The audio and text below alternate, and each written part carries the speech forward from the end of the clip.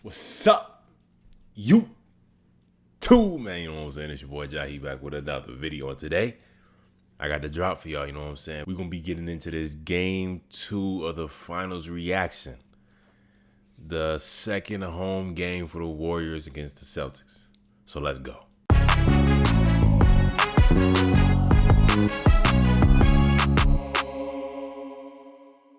All right, so as y'all all know, the Golden State Warriors beat the Boston Celtics 107-88. Now, you see, I remember that off top. I didn't even check my phone. I promise you I was reaching out to touch my phone. I didn't need it because I'm like that. Simple as that. But you know what I'm saying? Congratulations to the Golden State Warriors for an amazing performance last night. And, you know, big congratulations to Gary Payton for coming back out on the floor and doing as well as he did, man. I'm glad to see GP2 back on the court. And that shirt Gary Payton had, the one with his son guarding him, that's hard. That's tough. I might need me one. As you all know, I am a Gary Payton fan as well as a Supersonics fan because that team is better than the Thunder. I wish they changed it back to the Supersonics. Them uniforms look way better. This organization probably has more money. It would just make much more sense to me. But that's the conversation for another day. Man, I want to say it was a good game last night, but it was only a good game because the team I wanted to win won. Honestly, it wasn't too competitive. For most of the game, it wasn't too competitive. Honestly, Celtics came out hot. Jaylen Brown came out making shots, give him it was like a 15-5, something along those lines type of lead. They had like a 10-point lead in the first quarter. Came out on fire. You know, Jaylen Brown doing his thing. Jason Tatum going a little slow, just a little bit. Not coming out slow, but it was really, it was mostly Jaylen Brown scoring in that first quarter. But as the game progressed, the Warriors started doing what they do. You know what I'm saying? Defensively. And like I said, oh my God, I just want you guys to remember what I told you about the Andrew Wiggins-Jason Tatum matchup. Like I said, you don't stop great players. You slow them down. And Jason Tatum had a lot more points in the first half than he did second. So I think Wiggins was still playing good defense in the first, but Tatum was just hitting some tough shots. Let me read off field goal percentage because I know it was pretty bad. Tatum, 8 for 19. Now that's not bad. 6 for 9 from 3. Yeah, 29 points. Now those are good stats. But the way Wiggins was guarding him, none of those shots were easy. All those shots he worked for. Wiggins was all over him, but they got a lot of switches on screen. So, yeah, I mean, I understand also how he got to his spots and got his shots off. But the Warriors overall played some good defense. I mean, Curry got switched on to Tatum a few times, and obviously that's a mismatch that nobody wants on the defensive side. But if you're the Celtics, you're going to be hunting that, honestly, all day if you can, because that's probably your best opportunity to score on anybody on the Warriors out of the starting five. Draymond, Clay, Payton, Wiggins. No, not starting five, but really on the team. Curry's probably the biggest defensive liability for the Warriors. But I digress. You like my vocabulary right there, huh? Vernacular crazy. But yeah, man, I like the way the Warriors played. Locked down my boy Jaylen Brown. He was 5 for 17, and that's not good. That's not good at all. That is below 30%, I believe. So, Jaylen Brown, you gotta hit shots.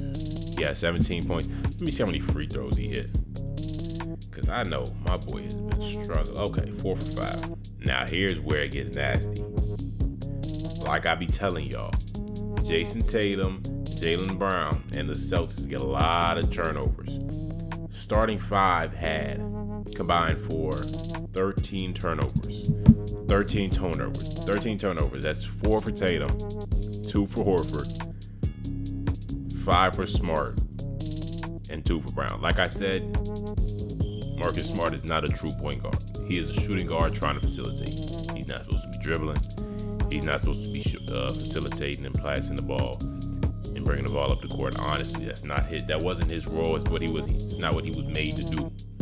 He was born to defend and really nothing else. He's not a catch-and-shoot player, none of that. He went 1 for 6. He hit 0 threes. And I told y'all this. I know I didn't tell y'all this because I didn't make a game 1 video because I took too long. And I didn't want to make it second day. I felt like it might have not did as well. And the video itself didn't even get too many views. And sometimes, that's a little discouraging about making another video. But I got to keep going anyway because I can't get discouraged on something like this. It takes time. But yeah, Marcus Smart was not going to play how he did game 1. Al Horford didn't play how he did game 1. What did he have? 1 for 4. He shot 4 shots. No threes. Had 2 points. Marcus Smart, 2 points. Robert Williams, 2 points. Made his 1 shot. Had 2 rebounds. He did get injured. And it's sad to see him go down because nobody wants to. Seeing a team not at 100% lose makes you feel like what could the outcome really have been with their true potential. With basically every team the Celtics and most of the team the Warriors played, things could have gone very differently. I'm just saying, the Nets, the Bucks could have been very different. The Grizzlies, you know what I'm saying? Yeah. Oh, also Derek White didn't do it again. 4 for 13. 2 for 4, which isn't bad for Derek White. 2 for 4 isn't bad, but 4 for 13 is atrocious. 3 turnovers. Minus 17. Jason Tatum's plus minus was minus 36. That is crazy. Yeah, man, y'all gotta do better. Celtics gotta do better. Oh, here, let me go back to my notes. The Warriors won. I talked about this in my predictions video. Whoever gets the most points off turnovers and capitalizes off both teams since they both turn the ball over so much. Warriors had 33 points off turnovers. Second most ever in the finals. I told you what they need to do, and they did it. It was obviously great defense. I'm just going to go off these notes real quick. Roll them down. The role players that showed up in game 1 disappeared, like I said. They were gone. They were out of there. They did not contribute. Good job. Y'all did your thing on defense, Warriors. I appreciate it, and you showing up for me. I'm usually not a Warriors fan, but thanks to you, all you crazy Celtics fans that like to talk to me on my friends, this is why I'm going for the Warriors. Remember that. Draymond Green's trash talk level. Me and my father always say this. Draymond Green is a very emotional player, and it affects the way he plays at times. Honestly, that technical foul that the way they said, I've never heard a ref say, we're not going to give him a tech because he might get ejected. I've never heard that. That's my first time hearing that. So it was a little interesting. Do I care? No. If it was a team that I liked playing, I would have cared very much. So if you Boston Celtics fans are angry and disappointed that Draymond Green didn't get ejected because of that call, I understand. Do I care right now? No, because I don't want you to win. That's just me though. And I don't want you to win because I don't like the Celtics. But you know what I'm saying? It's the way them Celtics fans be talking, bro. It's the way they be yappering in my ear. It's nothing personal. It's really just my friends. How about that? You know what I'm saying? But look, let me go back to this. Draymond Green was really getting in them players' ears. Jaylen Brown talking about Draymond Green gonna pull down his pants in the game. Feel like they could have called it, but they let it go in terms of a technical on either way. But I don't know what I was supposed to do there. Like somebody got their legs on the top of your head, and then he tried to pull my pants down. I don't know what that was about, but that's what Draymond Green does. He'll do whatever it takes to win. He'll pull you, he'll grab you, he'll try to muck the game up. I mean, I saw what he was talking about, but I don't think he want to see you like that, my brother. I'm sorry. He don't want to see your pants out. He don't want to see your pants down. That's not what he was trying to do. He was yanking you. I think he just was yanking you. Nobody want to see, you know what I'm saying, your business, my brother. That's not how it is. It's basketball. And he was also getting in Grant Williams' head, calling him a bozo. Play the clip. On Green still at it. That's going to be the third foul against Williams. But to me, the biggest point was the leadership. Had a chance to get together with a bunch of his family members, a dozen or so of them here in the San Francisco area, rented a double-decker bus and toured the San Francisco area by the Golden Gate Bridge. But yeah, it was a heated battle out there for Draymond. He was out there, you know what I'm saying, mouthing off, going crazy, getting in everybody's head. You a bozo. He's a bozo. You's a fan. He was talking crazy. His energy on the court is always felt by his teammates and the other team. Do I always think that's a good thing? Absolutely not. It is not. But sometimes it helps. Often it helps when it's needed. So yeah, Steph put on a show. And Jordan Poole, oh my God, putting up them back-to-back three-pointers. First one was deep, though. The first one was deep. I'm getting my hair cut. You know, that little lineup. Nothing crazy. I'm not getting a fade right now. My boy, I'm watching the game. Bam.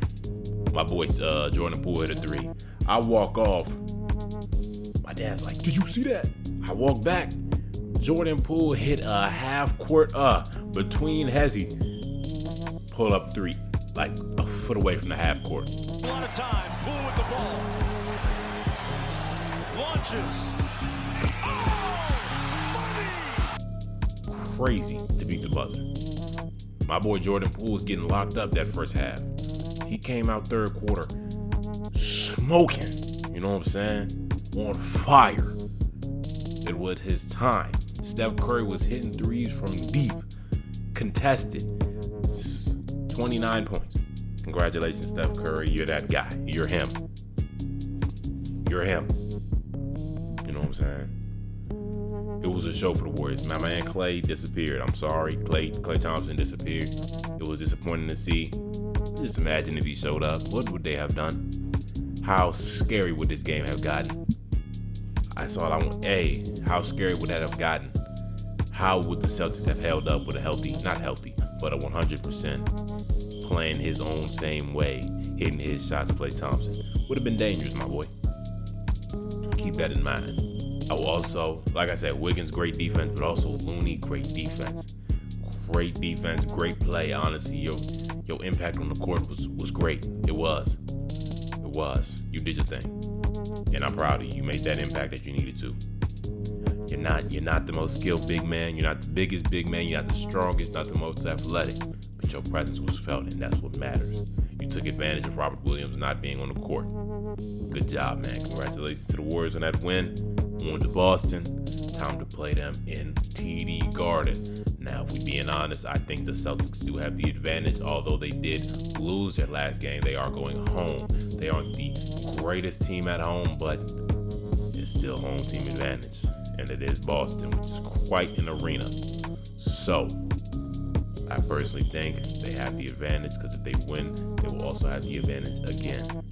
So I think the Warriors' best chance to really make this how they want is winning game 3, which is way more important, I think, than winning game 4. Going down 2-1 is not what you want. So I think since I want the Warriors to win, winning game 3 is vital. You'd rather have the series tied at 2-2 than being scared of a 3-1 after losing that game 3. So yeah. Comment down below your thoughts about game 2 and your expectations for game 3. Hope y'all liked the video. Make sure you like, comment, subscribe. Get some video ideas down below. It's your boy Jahi. Hope you enjoyed the video. And I'm out. Hey. I know y'all see this, man. So go ahead, like. Press that subscribe button. Press that notification bell. And make sure you come back for another video.